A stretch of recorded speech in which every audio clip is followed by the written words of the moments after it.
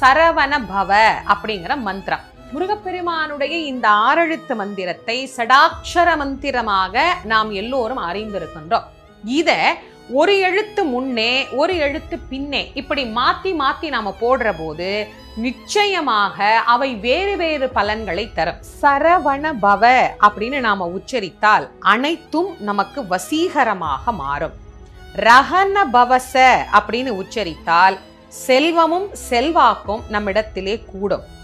ஹனபவசர அப்படின்னு நாம உச்சரித்தால் நோய் பகை இவை நம்மை விட்டு ஓடோடி போகும். நபவசரக அப்படின்னு நாம உச்சரித்தால் எதிர்ப்பும் எதிரிகளும் நம்ம இடத்திலே இருக்கவே மாட்டார்கள். எதிரிகளின் தொல்லை நீங்கியே போகும். பவசரஹன அப்படின்னு உச்சரித்தால் அனைத்து உயிர்களாலும் விரும்பப்படும் உயிராக நாம் மாறுவோம். வசரஹனப அப்படி